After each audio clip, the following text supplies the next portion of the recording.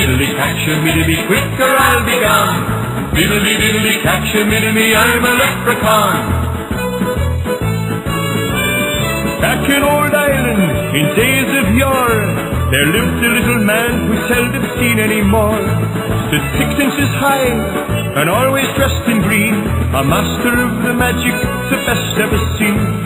Wearing silver buckles and golden bells, and he would go singing through the dells. Oh, diddly diddly, catch-a-me-diddly, quick or I'll be gone.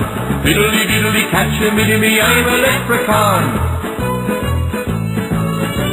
When I was a wee boy, Mother, once I was told about the little leprechaun and his crop of gold. Yes, golden sovereigns and more than this, that you could catch the little leprechaun, he'd grant you a wish. That catching this wee man was hard, I fear. Whenever I would see him, he would always disappear. Oh, diddly diddly, catch-a-me-diddly, quick or I'll be gone. Diddly diddly, catch-a-me-diddly, I'm a leprechaun. You can say I was drunk, or even call me a liar, but one night in the woods, I saw a fire. I thought I'd get close,